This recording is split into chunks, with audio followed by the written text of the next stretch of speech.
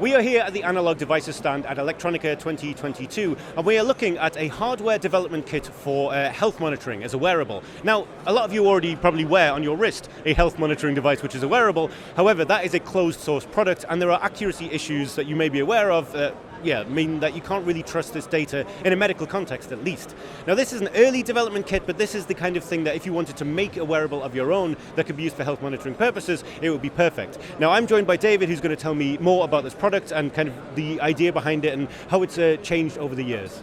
Sure, so this is a Health Sensor Platform 4.0, and so this is a chest wearable system where we're looking to capture body vital signs. So we want to enable the measurements of ECG, of BioZ for respiration, SpO2 for blood oxygen level, and then finally temperature. So if we can capture these vital signs in a very accurate system, then we can enable our customers to make some kind of assessment of someone's health. One of the key things is these are battery-powered systems, and so you're not actually plugged into the wall like in a hospital situation, but you are able to continuously collect data, and then perhaps over time you can analyze any trends that are occurring, so then to make some kind of health assessment of yourself. This product is jam-packed full of ADI, new silicon, and algorithms that are enabling that, and we just introduced the product this week for Electronica, and we're very excited with the success we're seeing so far.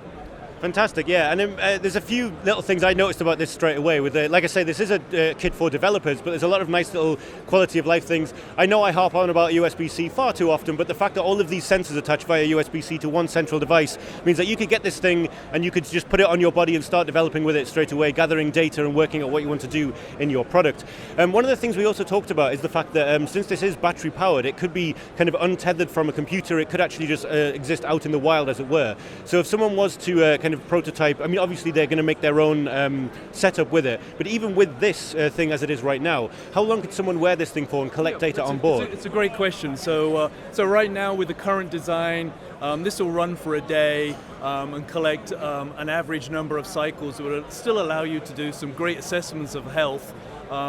So our customers could change the batteries, or they could put larger flash inside there, but generally at the moment we're set up to enable data collection for a complete 24 hours.